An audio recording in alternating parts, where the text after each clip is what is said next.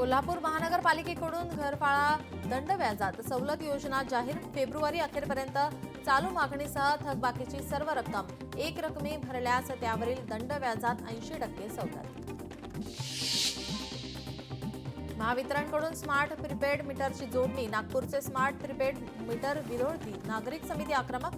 30 जानेवारी रोजी नागपूरच्या वरायटी चौकात करणार सत्याग्रह आंदोलन। मिळकत पत्रिकेच्या मागणीसाठी यवतमाळ नगरपालिकेसमोर ठिय्या आंदोलन। निवेदन देऊनही जिल्हाधिकारी आणि पालिका प्रशासनाचं दुर्लक्ष। मागण्यांची तात्काळ दखल न घेतल्यास आमरण उपोषण करण्याचा नागरिकांचा इशारा।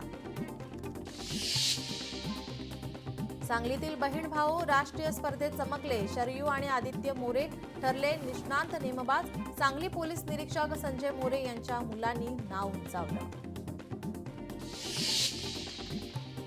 दातांवरील उपचारात लोकल एनेस्थेशियाचा वापर केला जातो। काही मुलं उपचारामध्ये सहकार्य करत नाही।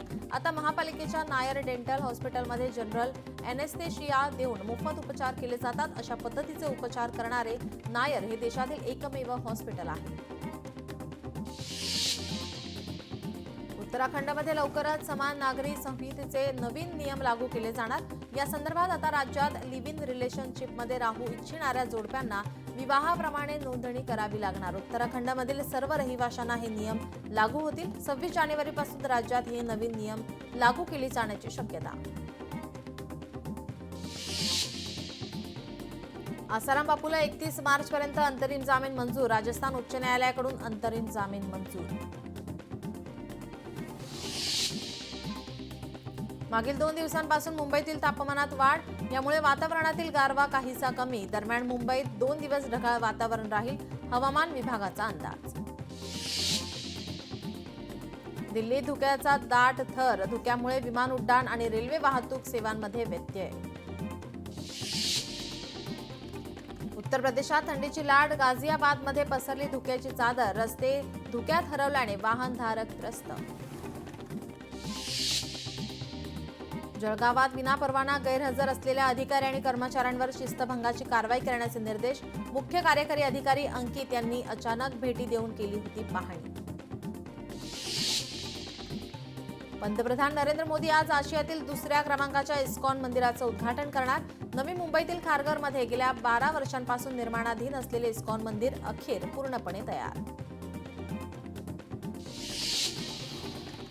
आज काँग्रेसचे महत्त्वाचे नेते दिल्ली दौऱ्यावर। दिल्लीत आज काँग्रेसची बैठक पार पडणार। महाराष्ट्र काँग्रेस प्रदेशाध्यक्ष पदाचा निर्णय होण्याची शक्यता। मुंबईत एकनाथ शिंदेंच्या उपस्थितीत शिवसेनेची बैठक पार। पंतप्रधान मोदींच्या दौऱ्याच्या पार्श्वभूमीवर बैठक। एकनाथ शिंदेंची बैठकीनंतर माहिती। कोल्हापूरमध्ये होणार पंचकल्याणिक पूजा। 19 ते 25 जानेवारी दरम्यान पूजेचं आयोजन। पूजेबाबत जिल्हा प्रशासक सज्ज। महाकुंभमेळ्याच्या दुसऱ्या दिवशी मकर संक्रांतीला विविध आखाड्यांच्या साधू संतांनी त्रिवेणी संगमावर पहिले अमृत स्नान केले।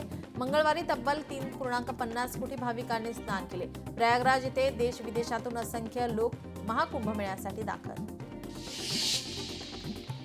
प्रयागराजमध्ये सोमवारी झालेल्या महाकुंभ मेळ्यात शाही स्नानासाठी जीव माझा गुंतला फेम अभिनेता सौरभ चौगुलेनेही हजेरी लावली। अभिनेत्याने इंस्टाग्रामवर व्हिडिओ शेअर करत थोडक्यात आपला अनुभव शेअर केला। सोलापुरात ग्रामदैवत सिद्धेश्वर यात्रा अंतिम टप्प्यात। यावेळी अग्निप्रदीपन सोहळा पाहण्यासाठी भाविकांची गर्दी। चेन्नईमध्ये पोंगल सणाचा उत्साह। डीआयजी अरुण सिंह यांनी सीआयएसएफ कर्मचारी आणि कुटुंब सदस्यांसह पोंगल उत्सव साजरा केला।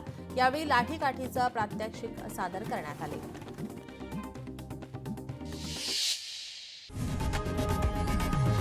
लोकशाही मराठी ऐका, पहा, जागरूक रहा।